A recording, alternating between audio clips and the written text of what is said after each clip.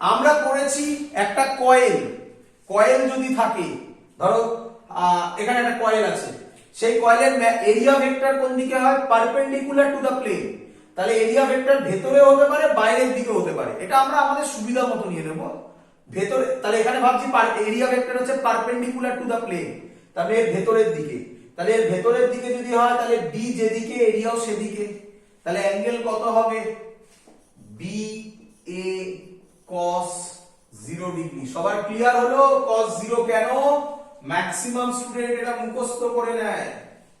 সবার ফিল হলো কেন cos 0 হলো?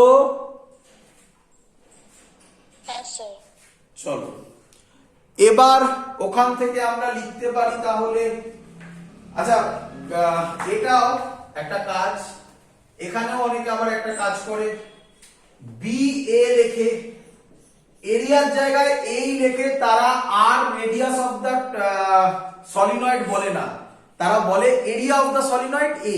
বাট আমি আরো ভেতরে ঢুকে বলছি। তাহলে এর সার্কুলার এরিয়া অফ দা মানে কি? Cross sectional area.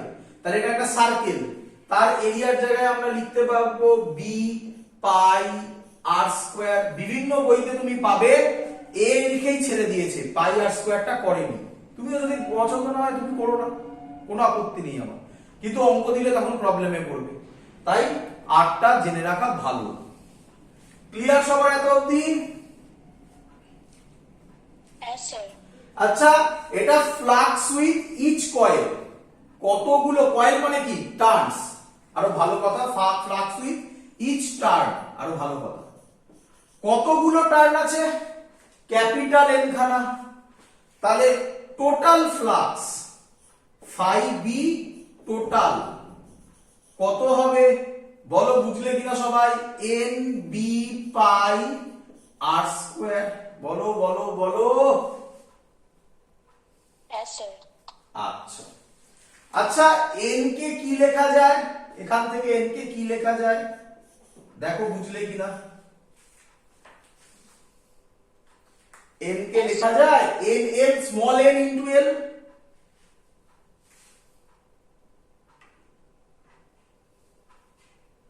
কিরে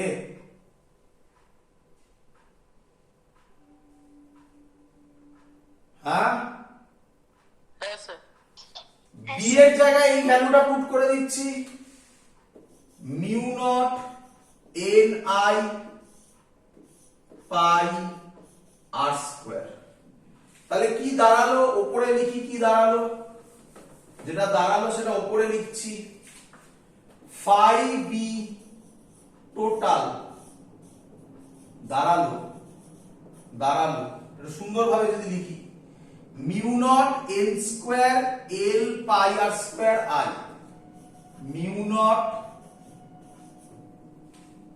N square L pi R square I.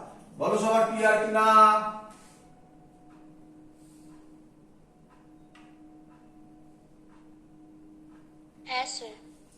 আমরা আজকেই পড়েছি ফ্লাক্স, টোটাল নয়, আমি এখানে টোটাল লিখছি কম্পেয়ার করার জন্য। বলো এটা আজকে পড়েছি কিনা? Flux is equal to L I. তাহলে যদি আমি কম্পেয়ার করি, এটার সাথে এটাকে কম্পেয়ার করি, আই আই ম্যাচ করেছে, তাহলে এল মানে কত হবে? অ্যান্সার তোমার হাতে হয়ে চলে এলো। বলো এল কত? মুছে দিলাম এগুলো, ফাইনাল অ্যান্সার আসছে। এল কত বলো? Mu naught N square L pi R square. বলো ক্লিয়ার কিনা? কোন কোন বই এটাকে এরকম লেখে, দেখো কোন কোন বই এটাকে এরকম লেখে, আমি পাশে লিখছি।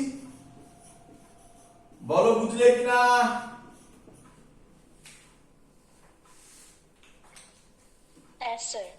আচ্ছা, আবার কোন কোন জায়গায় এটাকে এরকম লেখে, দেখো এক্ষুনি ফর্মুলা লিখেছিলাম, আমি তো মুছে দিয়েছি, স্মল এন ছিল capital N by L.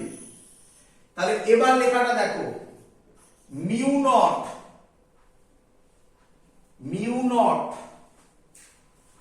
N square অনেকের হয়তো আপত্তি হবে, তোমরা বলবে আমাকে, আমি এক্সপ্লেন করব। বলো এটা বুঝলে কিনা। এই দুটো ফর্মুলা খুব ইম্পর্টেন্ট, এই দুটো মনে রাখো, ওটা নিয়ে কোনো চিন্তা নেই। এই দুটো মনে রাখো, পাই আর স্কয়ার কে এ লেখো, ওতে নিয়ে কোনো চিন্তা নেই। এটা থেকে এটা কিভাবে এলো তোমরা বুঝতে পারলে? দেখ এদিকে দেখ। আচ্ছা এখান থেকে তুমি আমাকে বলো, এখান থেকে তুমি আমাকে বলো n স্কয়ার কত হবে বলো? Capital N square by L square হবে কি রে? হ্যাঁ স্যার। তাহলে n স্কয়ার এর জায়গায় আমি বসিয়েছি capital N square by L square. আমি এখানে L স্কয়ারটা লিখিনি, ভাবো L স্কয়ার আছে। দেখো উপরে একটা L ছিল না, এই দেখো এটা এখান থেকে কেটে দিয়েছি, L আর L কেটে একটা L পড়ে আছে। তো এই হলো আরেকটা ফর্মুলা। ক্লিয়ার একদম? হ্যাঁ স্যার। চলো এখান থেকে কোশ্চেন দিতে পারে, একটা শর্ট কোশ্চেন দিতে পারে। মনে আছে তোমাদের অলরেডি স্যার বলেও ছিল, সেলফ ইন্ডাকটেন্স ডিপেন্ডস অন, তখন স্যার বলেছিল size and shape of the coil. দেখো এবারে এখন এক্সাক্ট ভ্যালু বলবে। এর ডিপেন্ডস অন নাম্বার 1, কেউ কেউ বলে ডাইরেক্টলি প্রপোর্শনাল টু এরিয়া। কেন? এই যে এখান থেকে দেখো এরিয়া, আমরা এই পয়েন্টটাকে বলতে পারি এরিয়া না বলে ডাইরেক্টলি প্রপোর্শনাল টু আর স্কয়ার। বলো বুঝলে কিনা? হ্যাঁ sir. Number 2, directly proportional to number of turns তার square, directly proportional to n square. বলো বুঝলে কিনা?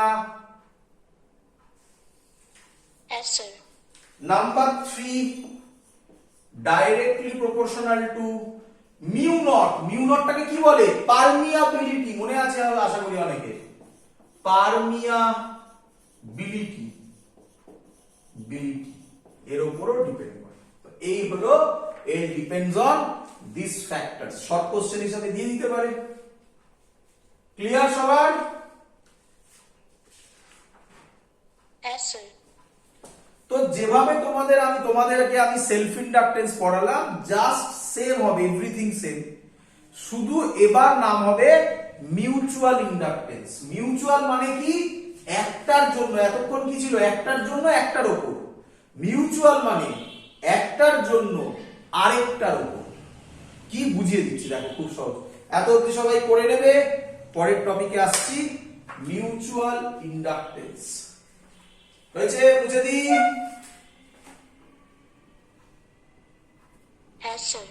চলো ভালো করে শুনে নাও। মিউচুয়াল ইন্ডাকটেন্স তো কি বলছে? মিউচুয়াল ইন্ডাকটেন্সে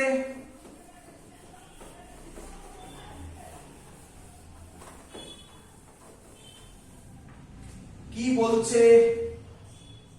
মিউচুয়াল ইন্ডাকটেন্সে আবার ওই আগে ওই এক্সপেরিমেন্ট ওয়াইজ করে বলি, সুবিধা হবে। একটা কয়েল আছে, ভাবো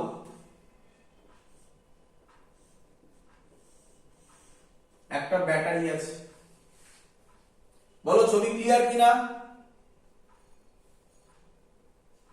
হ্যাঁ স্যার।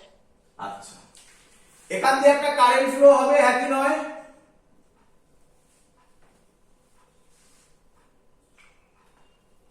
আচ্ছা, এই কারেন্টটা আমরা বলতে পারি এই কারেন্টটা কনস্ট্যান্ট কারেন্ট ফ্লো হবে। হ্যাঁ স্যার। যদি কনস্ট্যান্ট কারেন্ট ফ্লো হয়, এর পাশে ভালো করে শুনবে, এর পাশে আরেকটা কয়েল রেখেছে, কিন্তু ভালো করে দেখো এইখানে কোনো ব্যাটারি নেই, কোনো ব্যাটারি নেই, একটা গ্যালভানোমিটার আছে। দেখছে যখন কনস্ট্যান্ট কারেন্ট ফ্লো হচ্ছে, এই কয়েলে গ্যালভানোমিটার কোনো কিছু শো করছে না, মানে কোনো ডিফ্লেকশন দিচ্ছে না। First experiment. তার মানে আই যখন কনস্ট্যান্ট, তখন গ্যালভানোমিটার কিছু শো করছে না। ক্লিয়ার? হ্যাঁ স্যার। এবার কি করলো? কারেন্টটাকে ভ্যারি করালো। কারেন্টটাকে ভ্যারি করালো।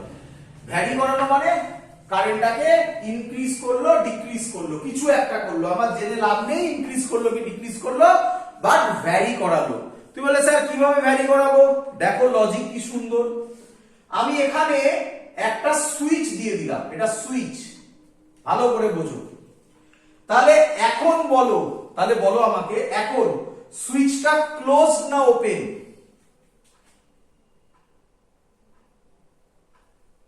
Open. ওপেন। তাহলে এখন কারেন্ট কত যাবে? 0। Yes, sir.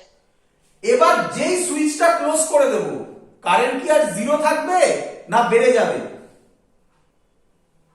বেড়ে যাবে। আবার সুইচ অফ করে দেব, কারেন্ট আবার কি হয়ে যাবে? কমে যাবে। আবার সুইচ অন করে দেব, কারেন্ট আবার কি হয়ে যাবে? বেড়ে যাবে। এই প্রসেস করতে থাকবো, মানে সুইচটা অন অফ করতে থাকবো। বলো বুঝলে কিনা? Yes, sir. তাহলে এই যে কারেন্টটা চেঞ্জ হবে, তাহলে চেঞ্জিং কারেন্ট অমনি দেখাচ্ছে এই গ্যালভানোমিটার এবার ডিফ্লেকশন দিল, এই গ্যালভানোমিটার এবার ডিফ্লেকশন দিল। তার মানে এখানে কারেন্ট চেঞ্জ হওয়ার জন্য এই কয়েলে নয়, তার পাশের কয়েলে একটা ইএমএফ বা কারেন্ট ইনডিউসড হলো।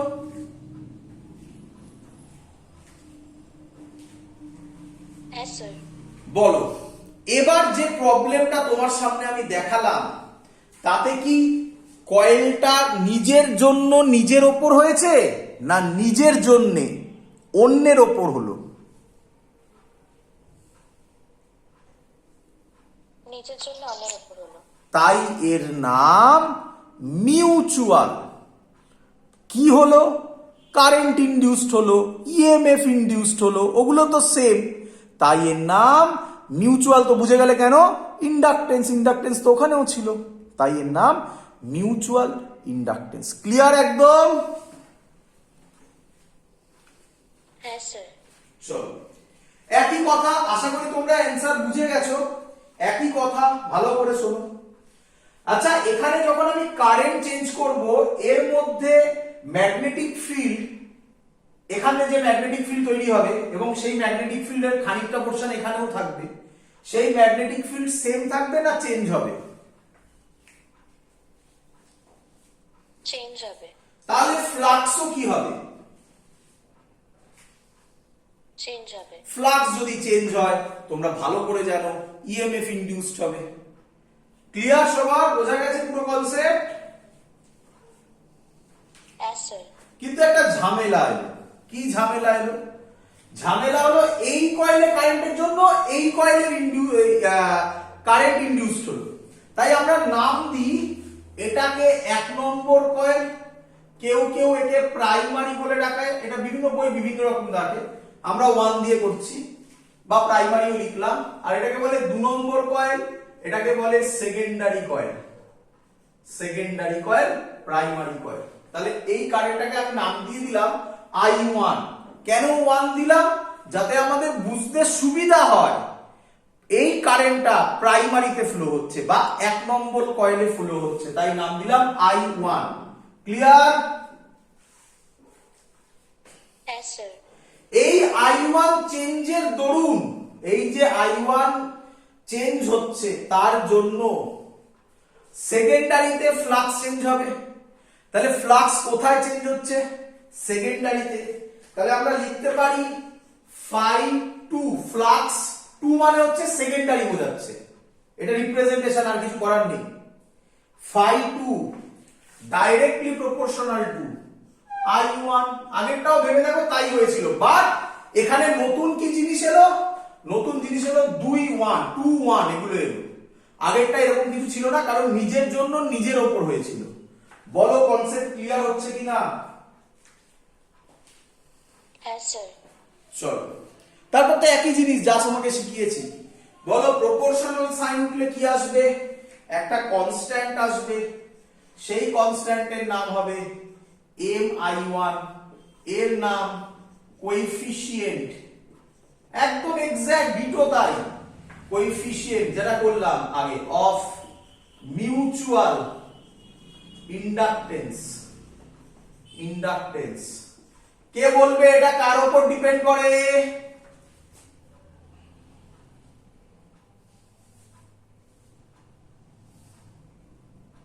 Shape and size of coil. একদম, shape and size of coil. Shape depends on shape and size of coil. Clear সবার? Yes, sir. চলো একইভাবে করছি। তুমি পুরো নোটগুলো করার পর বাড়িতে নোটগুলোকে যখন অবজার্ভ করবে দেখবে সেলফে যেভাবে করেছি মিউচুয়ালে সেভাবেই করছি, একটাই ডিফারেন্স, সেলফের সময় 1-2 এর ঝামেলা ছিল না, মিউচুয়ালে 1-2 এর ঝামেলা আছে। তো ঝামেলার তো কিছু নেই, জাস্ট সহজে বোঝো। 1 নম্বরে কারেন্ট ফ্লো হওয়ার জন্য 2 নম্বরে কি কি ঘটনা ঘটবে সেগুলোকে অবজার্ভ করব। তাহলে কে আমায় বলবে ইনডিউসড ইএমএফ যেটা হবে সেটা কোন কয়েলে হবে?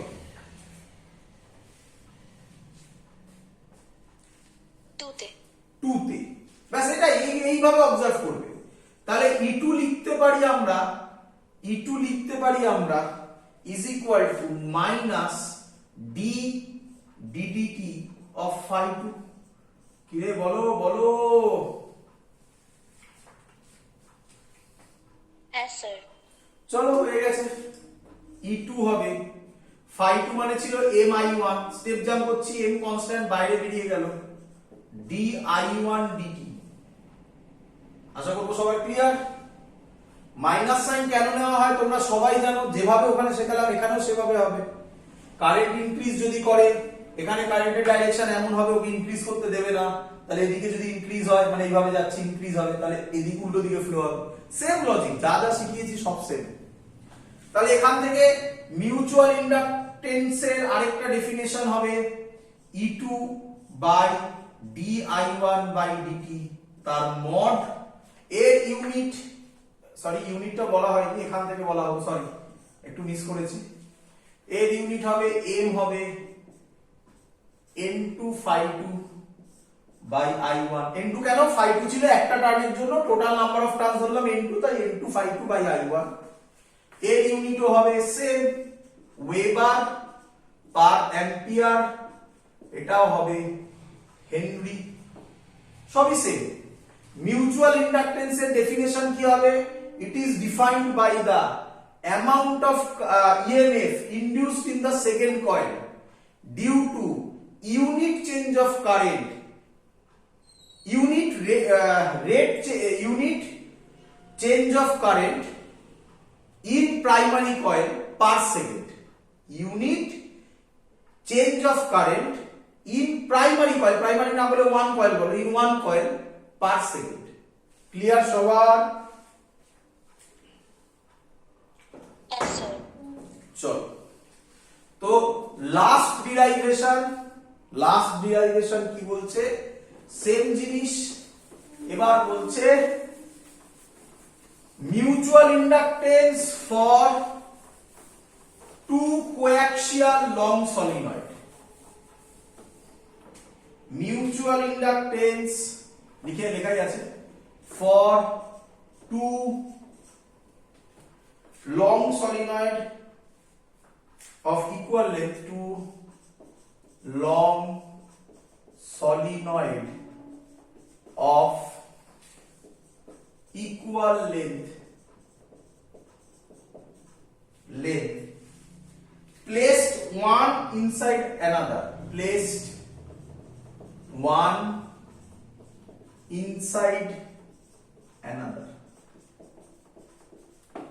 সবার বইতে ডিরাইভেশন করা আছে, আমি রিপিট করছি, এই যে দুটো ডিরাইভেশন করলাম এই ডিরাইভেশন গুলো পরীক্ষায় আসে, তবে একটু সাবধান। এই মিউচুয়াল ইন্ডাকটেন্সের এই ডিরাইভেশনে বইতে 1 আর 2 কে খুবই কনফিউজড ওয়েতে বুঝিয়েছে। তো কনফিউশনের কিচ্ছু নেই, একদম সহজ জিনিস। তোমাকে আমি কিভাবে দেখালাম আশা করি সবার মনে আছে, 1 কাকে বলে, 2 কাকে বলে। তো একদম ক্লিয়ার থাকবে আজকের এই ডিরাইভেশনে 1-2 সম্পর্কে কোনো কনফিউশন তোমার কাছে থাকবে না, একদম ইজি হবে। শুধু একটু যখন বইটাকে দেখে পড়বে একটু সাবধানে পড়বে যাতে বুঝতে পারো। এই 1-2তেই প্রবলেমটা হয়। চলো, তো কি বলছে, ধরো প্রাইমারি কয়েল হচ্ছে এটা, ভাবো, ভেবে নাও আগে, এক্ষুনি দুটো ছবি আসবে তো গুলিয়ে যাবে। আচ্ছা, ছবিটা কত পরে হতে হবে। এটা ধরো প্রাইমারি কয়েল, এর নাম দাও S1, S1, এর মধ্যে কারেন্ট যাচ্ছে I1, এর লেন্থ হচ্ছে L। করতে থাকবে সবাই, বলো এতদিন ক্লিয়ার কিনা? স্যার স্ক্রিনটা খুব হেজি হয়ে গেল।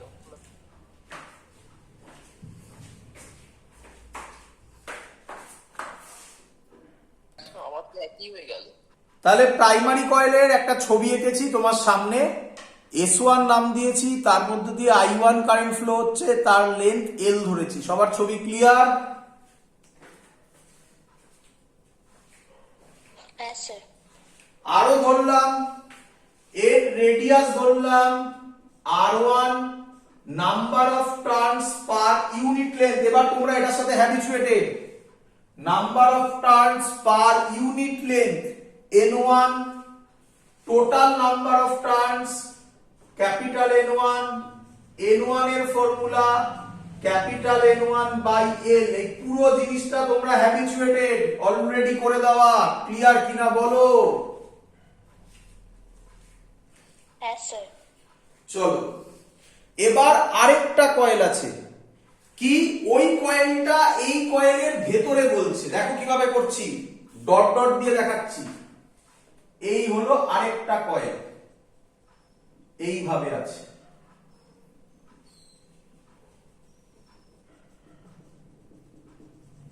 বলো ক্লিয়ার কিনা? এই কয়েলের নাম দিলাম S2। আবার এর মধ্যে দিয়ে কারেন্ট পাঠিও না, কারেন্ট যাচ্ছে S1 এর মধ্যে দিয়ে, তার জন্য S2 তে কারেন্ট আসবে। আমি এর লেন্থ সেম, দেখো two long solenoid of equal length বলেছে, তাহলে এটারও লেন্থ L, বাট এর রেডিয়াস ধরলাম R2, number of turns per unit length N2, total number of turns capital N2, obviously small n2 formula capital N2 by L। বলো সবার clear কিনা? Yes, sir. 1-2 কোনো doubt নেই, পরিষ্কার একদম? Yes, sir. চলো, ব্যাস, এবার হচ্ছে বলো কারেন্ট কোথার কোন কয়েলের মধ্যে দিয়ে কারেন্ট ফ্লো হচ্ছে? S1. হ্যাঁ, মানে 1 বললেই হলো। আচ্ছা, তাহলে ম্যাগনেটিক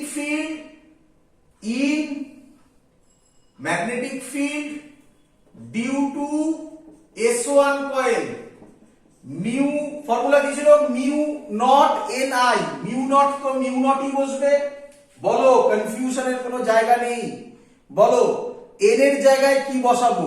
1 বসাবো, N1 বসাবো না N2 বসাবো? বলো।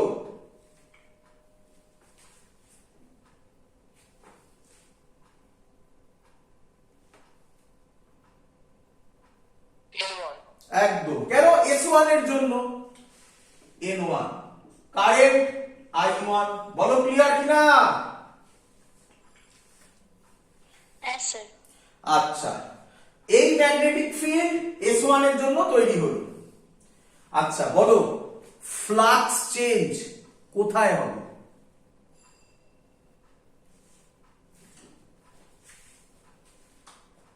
বলো। S2 S2, very good. তাহলে আমি লিখছি flux through each coil, flux, phi মানে flux, through each coil of, বলো কোন কয়েলে ফ্লাক্স চেঞ্জ হবে? আবার বলো, কোন কয়েলে ফ্লাক্স চেঞ্জ হবে? S2. একদম, ফ্লাক্স ফাই মানে flux through each coil of S2। Formula কি হবে? B dot A। আশা করবো এটা বোঝাতে হবে না, এটা হবে BA cos 0 ডিগ্রি। সবার ক্লিয়ার 0 ডিগ্রি কেন হলো আগেরটাতে বুঝিয়েছিলাম, ক্লিয়ার? Yes, sir. আচ্ছা এবার মেন জায়গা, বি এর জায়গায় তো এটাই বসাবো, ভালো করে কোনো যেন কনফিউশন না থাকে। আবার বলবে একই কথা বারবার জিজ্ঞাসা করছি, ফ্লাক্স কার মধ্যে ইনডিউসড হবে? Sorry, S2. ফ্লাক্স আর ইনডিউসড হয় না, ফ্লাক্স চেঞ্জ কার মধ্যে হবে? S2. S2। চলো বি বসিয়ে দিয়েছি, তাহলে এরিয়াটা কার এরিয়া হবে? S2. ভেরি গুড, S2 এর এরিয়া হবে পাই R2 স্কয়ার। স্টুডেন্টরা এই জায়গাগুলোতে কনফিউজড হয়, কখন 1 হচ্ছে কখন 2 হচ্ছে, বাট লজিক ধরো একদম easy, pi R2 square. Clear? Yes, sir. এটা flux through each coil of S2, তাহলে টোটাল ফ্লাক্স কত হবে? ফাই টোটাল কত হবে? N2 আর যেটা আছে এই ভ্যালুটা, N2 মানে কি টোটাল নাম্বার অফ টার্নস, কত আছে? Mu not N1 I1 pi R2 square. Clear? Yes, sir. আচ্ছা N2 এর জায়গায় আমি লিখতে পারি, বলো N2 এর জায়গায় আমি কি লিখতে পারি?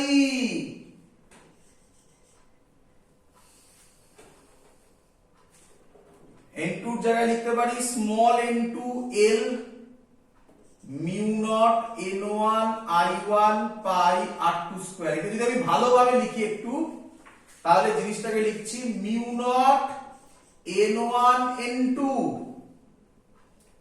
পাই R2 স্কয়ার L I1। বলো সবার ক্লিয়ার কিনা? Yes, sir. চলো আমরা খানিকক্ষণ আগে করেছি, ছবি মুছে দিচ্ছি আমি, ছবি আর লাগবে না। খানিকক্ষণ আগে করেছি ফ্লাক্সের ভ্যালু MI1 ছিল, আমরা পেলাম এটা। এই দুটোকে যদি কম্পেয়ার করি, I1 কেটে গেল, তাহলে মিউচুয়াল ইন্ডাকটেন্সের ফর্মুলা বেরোলো mu not N1 N2 pi R2 square L। This is the required expression for mutual inductance. Clear সবার?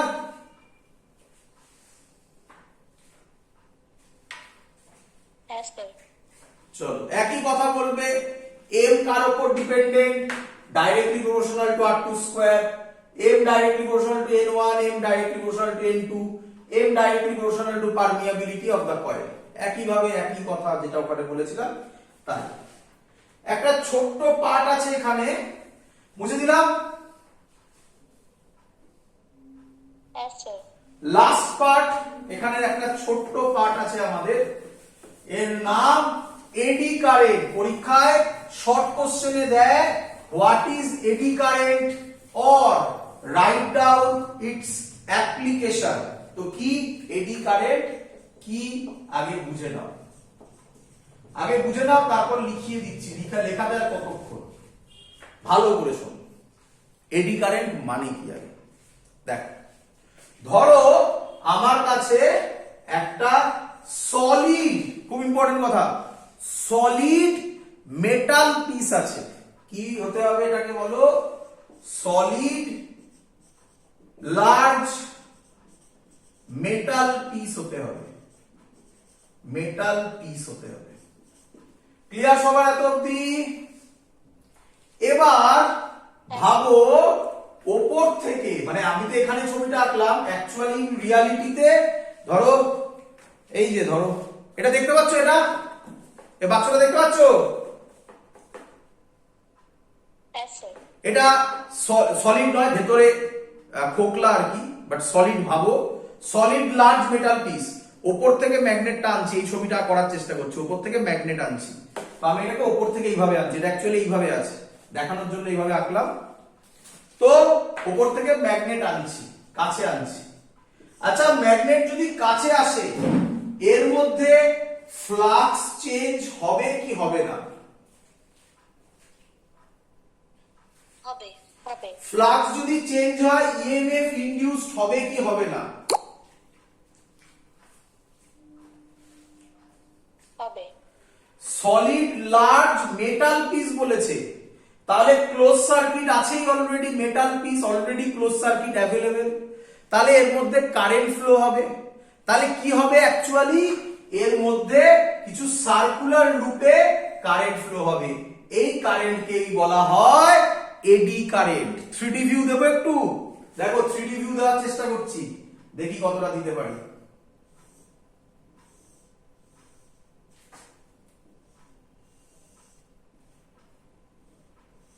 এটা ফিল হচ্ছে বাক্সটা? yes sir তাহলে এডি কারেন্টের সারফেসের উপর হয় না, এডি কারেন্ট হয় থ্রু আউট দা ভলিউম, পুরো ভলিউম জুড়ে। তার মানে কি রকম হবে এখানে? এটা 3D বুঝতে পারছো? এই রকম হচ্ছে, বলো বুঝলে কিনা? কি রে, yes sir এরকম হচ্ছে। সেটা উপর থেকে দেখালে এত সহজ ভিউ, বাট ভেতরে এইভাবে কারেন্ট ফ্লো হচ্ছে, এটাকেই বলা হয় এডি কারেন্ট। ক্লিয়ার সবার? yes sir চলো এবার লিখ। সার্কুলারই রোটেট করে, শুনতে পাইনি। সার্কুলারই রোটেট করে এডি কারেন্টসটা। না, not necessary circular, closed path. কি ক্লোজড পাথ, বাট ম্যাক্সিমাম কেসে সার্কুলার হয়, ক্লোজড পাথ। চলো তাহলে লিখবো এডি কারেন্ট, দেখি ডেফিনেশনটা বুঝতে পারো কিনা। এডি কারেন্টস আর দ্য কারেন্ট, এটা বইতে লেখা আছে, দেখবে তোমরা। এডি currents are the currents induced in solid metallic masses, induced in solid metallic masses। আচ্ছা, যদি মেটালিক না হতো, যদি কন্ডাক্টর না হতো, তাহলে কারেন্ট ফ্লো করতো বাবা?